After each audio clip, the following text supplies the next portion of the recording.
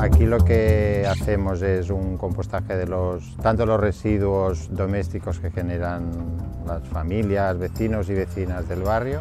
como también residuos que se generan en el propio bosque o en los huertos urbanos que tenemos aquí en el bosque comunitario. Bueno, es una manera, yo diría, desde nuestra propia casa de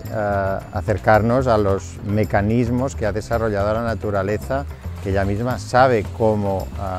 cerrar el ciclo de la materia, reciclar y transformar todos estos residuos, y además pues, mejoramos la gestión de los residuos urbanos reciclando en nuestra propia casa. El compostaje es una técnica muy sencilla, hay que seguir unas pautas muy concretas y con un pequeño espacio, balcón, terraza, patio,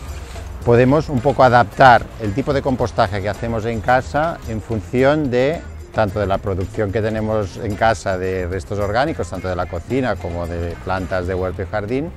como también del espacio de que disponemos. Cualquier persona desde su casa o si forma parte de alguna entidad o colectivo o cooperativa de consumo, pues se inicie en el proceso de compostaje. También porque es una manera de acercarse a los mecanismos que desarrolla la propia naturaleza para reciclar y cerrar el ciclo de la materia. Esto lo podemos ver en casa y observaremos cómo estos residuos orgánicos de la cocina, restos de fruta y verdura, inician todo un proceso de transformación